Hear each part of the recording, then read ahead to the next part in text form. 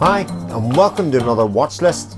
My weekly or so running down of what I've been watching and what I've been up to. And this week has a bit of a theme, unintentionally so, but it's a theme of Indigenous people. Whatever does that mean. Let's start with the first one though. And the first one is Second Sight's recent release of The Nightingale, a film by Jennifer Kent. Second Sight are on a run of releasing a lot of horror films at the moment, and it seemed to fit in with those. I just kind of assumed it's not a horror film, but it is horrific. My God, is it horrific. It is a tough watch. I think even for the most hardened of hearts, people will find this challenging to watch. There's a lot of violence within the film. But let's start at the start. What's the film about? It tells the story of a young female convict in Tasmania in Australia who has been sent there, and she's been working for her master, and her master is a British captain. She works for him, but she is due to be free, or have the chance to be free, as she's just got married and she has a child, and she asks for release. But herein lies the issue, because there's a bit of a class system that seems to be at play in the world. You have the captain, you've got the army, you've got the soldiers, and then way down at the bottom you have the convicts, and the convicts really are at the behest of their masters. And it really, first part of the film explores about how much lower the convicts are in class or in stature than those in the army. And you think that's where it is, but it turns out to get a release she's going to have to chase him over the country. In order to do this, she's going to need some help tracking him, and she gets the help from a native by the name of Billy, who's part of an Aboriginal tribe. Billy is going to help her track the captain and his crew halfway across the country, and the beautiful country as it is of Tasmania. The film is shot with kind of muted tones. The colours are very washed out. Maybe it would remind you very much of an autumn turning to winter kind of look. It's not the lush browns and greens of autumn, but all the bit later we're starting to turn to winter and everything's just a bit colder looking, and that's the general look of the film, aside from a few points where they really use great hue and colour and saturation through it. And I'll leave you to your own devices to decide whether that works well. I think it's an absolutely terrific film. As hard watching as it is, the themes that are in it, the execution of it, the performances within it are all exceptional. The one area that I think it lacks a little bit in is the main baddie, the Captain Hawkins. I think they wanted him to be a bit more light than shade, or at least have some sort of sign of redemption, and I don't think they really achieved it, even though it's acted and played really well by Sam Claflin. He's just so evil, and the deeds that he does are so evil that it's hard to see any redemption for him. As for the release itself, Second Sight do these releases really well. The extras on this disc total 3 hours. 2 hours of those are cast and crew interviews, and you might think, God, cast and crew interviews, I've never really enjoyed those, but these are a bit different. They're not just shot at the time of the film that they're making the film for production. They're shot after the event. I would suggest that some of them are shot over Zoom, and so a lot of the actors are reflecting back on their experiences of both making the film, being picked to star in the film, and in the case of Michael Sheesby, who plays Aidan, his talks about how he compares this film to making Hacksaw Ridge and his experience of being an actor in those two films, and it's really particularly good.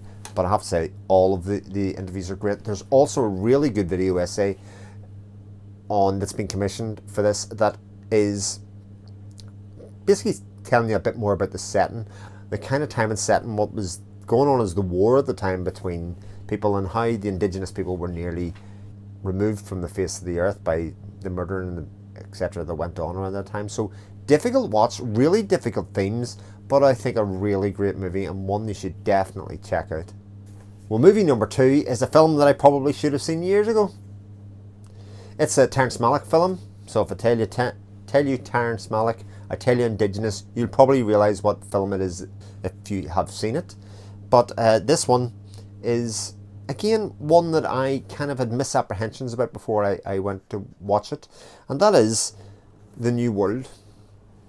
Now, The New World, obviously, I'd realised was about the discovery of the New World, i.e. America, but I didn't anticipate that it was basically a retelling of the Pocahontas story, and a story that I only really know from the Disney movie, so that version of the story. And certainly the Disney movie wasn't quite as gruesome in places as this was. Now, you have a terrific cast in here, which also stars Christopher Plummer, who unfortunately just passed away this week. So it was quite fitting that I watched this a few days before that news broke. You have Colin Farrell, who I must admit, I'm not sure about his casting with it. He's certainly pretty enough, but I'm not sure whether he entirely pulls off the kind of swarthy look that John Smith is going for. Christian Bale's in it very ably as well. It's a really excellent cast, and the young lady that plays Pocahontas herself is particularly spectacular. I think it is a beautiful film, and unlike some other Malick films, I do not think it struggles with pacing at all. It's an absolutely stunning release. This, I don't hear an awful lot of people talking about The New World. 3 cuts of the film. Each disc has separate extras. Some of the extras are incredible. There's a making of documentary, which I'm still making my way through. Incredible. And then in cast, just an unbelievable release. The only downside I can say it for it, and this is maybe only my copy, is when I received it, my booklet has a whack out of the back of it. Now, it's not terrible, and to be perfectly honest, I will read this booklet and then put it back in the middle of the release and close it. The rest of the box is perfect. I'd be much more annoyed if there was a big whacker to the side of the box. I would have sent it back, but I'm more than happy to keep a hold of that because the booklet will have served its purpose. But that is The New World. Again, pretty great. I just kind of get this feeling this might be a year of Malick for me to revisit a lot of these films again. Next film for me is another film about Indigenous people, but this one is very much a documentary. It's a true to life documentary, and it is The Look of Silence by Joshua Oppenheimer. Now, this is an important film. Documentaries, usually are trying to tell something important, or trying to communicate a thought or an idea or a cause across. And Dogwoof, who released this is, if you don't know Dogwoof, this is their territory. They release many of the documentaries that are worth watching, and you can always pick these up for a few pounds. Look of Silence tells the story of Indonesia, where around 50 or so years ago, maybe a bit more than that, the government was overthrown by the militia. And as opposed to maybe other militia overthrows of government, this one didn't get resolved. The people who did the overthrowing and the coup and all of that kind of stuff are still in power this day. They've moved into politics, but the people that were involved in that are still around. And what they have is a fear and a hold on the people that are around them, because they murdered around 1 million people in their way of doing it. And this has a sister film called The Act of Killing, and the two of them were made in close proximity together. One telling about the thing from the side of the militia, about their part, and this one very much by the people that are left behind, the survivors, and about the people who lost family and loved ones in these times. So, interesting look at that, certainly, but horrific in some of the ways that it plays out, because the militia, you would think, probably don't want to talk about the things that they did in their past. They've moved on, but no. They want to brag about it. They can't wait to talk about it. These are things that they're proud of. They talk about it in ridiculous detail, how they murdered tens of thousands, hundreds of thousands of people, especially around a place called Snake River. And what makes the film even more effective is that Joshua Oppenheimer, the filmmaker, is behind the camera, and he has an Indigenous person in the front who incredibly bravely goes to confront many of these people because his own brother was murdered. And they will brag openly to him around this time until he tells them that his brother was a victim. And then all of a sudden, the conversation flips a little. they start to feel a bit more uncomfortable, and they start to question who he is, where he comes from. And there's this slight form of intimidation that goes along, and people don't want to face the horror of what they did. It's a really, really fascinating watch, and one that is difficult to watch, certainly, but you will want to watch again because it's incredibly powerful. It is called The Look of Silence, but there are many moments where you're just left to stare at the camera and suggest to yourself, well, did this really happen?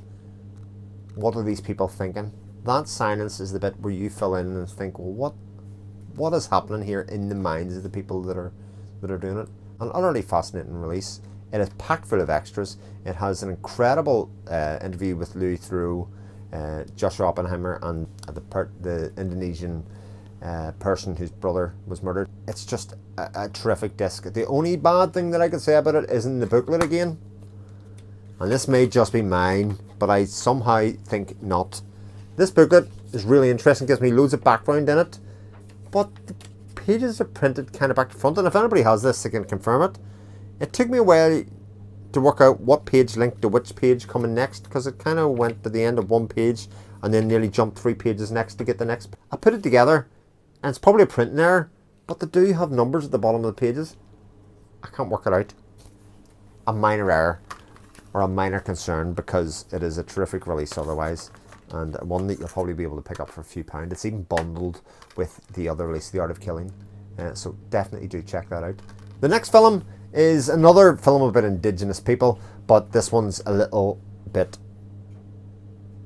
of a left turn, because these Indigenous people are my Indigenous people. I finally came around and watched Hunger, the story of the hunger strikers in 1981 in Northern Ireland in the Maze Prison, which is about 5 miles up the road from where I record this today. And it's a film that I'd avoided for many years because it's a film that I know a lot about the events of which happened. I'm from that area originally. That's where I grew up, that's where I went to school, that's where I worked. And a lot of the feelings and emotions, even though that was 40 years ago now, I was 3 years old when it happened, those feelings and those emotions are still very raw for a lot of people about what happened there and what was allowed to happen. And so I'm unequivocally biased in anything that I say about this movie. So I'm going to try not to put those bits on, because I think it's a film that you deserve to watch on its own merits. I think it's a film that is so well crafted and so well made, and I like that it focuses in mainly on one of the characters, or one of the people that are involved in the story, and that is Bobby Sands. There are other characters, especially at the start of the film, that they explore, but it's mainly about him and his journey and his motivations at the start, and what they were asking for and why they felt it was necessary. The scene between both Michael Fassbender's character, Bobby Sands, and the Catholic priest, played by Liam Cunningham, is truly one of the greatest scenes in film history that I can think of. That dialogue between them, that must last 20-30 minutes, something like that, just on a one take, is just utterly captivating, as both sides try and explain their motivations about what they're going to do. Many of us will know a Catholic priest just like him. He's quick-witted, he's smart, and he is deeply entrenched in his faith, and he tries to explain what he sees it and what God is going to see because of their actions, and Bobby Sands explains what he's doing on his end. It is so powerful. I cannot believe that people do not talk about Liam Cunningham's performance more. I always see it written about Fassbender, and certainly the physical portrayal of him as a character is very powerful, but Liam Cunningham is just mind-blowing, and for a man that is most certainly going to be remembered longer term for his role in Game of Thrones, I think it's a great misstep to do that. So powerful is that scene, that the scene that comes directly after it, of somebody washing the floor, just serves to let the details of what was discussed there just linger. Somebody washes down the floor for 3 or 4 minutes afterwards, and you're just left with the memory of what happened beforehand. It is an unbelievably good film. Some of the fears that I had about watching it was that it would make me really angry, and that kind of stuff from watching it. That is not the emotion, or those are not the emotions that I came away with watching. I could watch this again, because it didn't focus on those bits. It didn't focus on a right or wrong or anything like that. It just showed the events for as they happened. And I just think it's an absolutely fantastic movie, and Steve McQueen deserves a lot of credit for putting it together like he did. And I think I've managed to skate around saying anything that I didn't really want to say in that one. So thank you for bearing with me. And the last one is nothing to do with Indigenous people at all, but it is a part of follow along on a quest of a fellow YouTuber. The wonderful Solitary Ronin has started a new series on his channel. If you haven't checked out Solitary Ronin, please do. Link in the description. He has started a new series looking at the releases and films of the Finnish filmmaker Aki Kaurismäki. This is the artificial eye release. This is the one he's going to be making his way through. There's a lot of films in it, and he's going to start at the start and make a video on each one, and I urge you to check out his series on that. He's done the first film, and the first film was Crime and Punishment, and I'm watching along with him because I'm eager to make my way through this box as well. Know really nothing of Aki Kaurismäki, except that the first film, Crime and Punishment, is an adaptation of the famous novel by Dostoevsky. Can't say that. That many other people have done. There's a release on Arrow Academy of another version of it, etc. And it basically tells the story of a man who at the start of the film goes in and murders another one. Shoots him in cold blood. He is caught in the act of doing it. Doesn't seem to have any remorse. Isn't really particularly bothered about being seen. And the film kind of turns into this, will they catch him? Or be able to prove that he did this killing? And like I say, he's not particularly bothered about hiding it, but he's a smart enough man. He'll make it hard for them to do, or to catch him, or to prove it. And he leaves it there. Now, it's not an incredible movie. It's one I enjoyed. About a 3 out of 5-ish film. It does star, this is our main protagonist here, who is one of the only males in it without a moustache. And I have to say, there's so many males in it that have moustaches. I got who was who mixed up throughout the entire piece. It's a really enjoyable watch, full of little twists and turns, filled with enough intrigue to make you think. This is a filmmaker that has some art and craft in kind of putting together a very light Hitchcockian style drama. You know, it's that will they, won't they push, and a couple of twists, a couple of turns there as they go. And again, I really enjoyed it. And because it's supposed to be one of his weakest films, I'm really interested in seeing where this goes, because if that's one of the weak ones, I can't wait to see what happens afterwards. I'm really, really looking forward to the rest of this series. So like I say, you should check that out if you haven't done already. And that's my lot for this week. A couple of things in the works of films that I'm watching that I can't wait to talk about. But I'll look forward to that in another future episode. And aside from that, just let me know what you've been watching. As always, I take inspiration from what you have got in front of you. I can't wait to see what you've got. And thank you very much for watching. I'll catch you next time. Take care. Bye.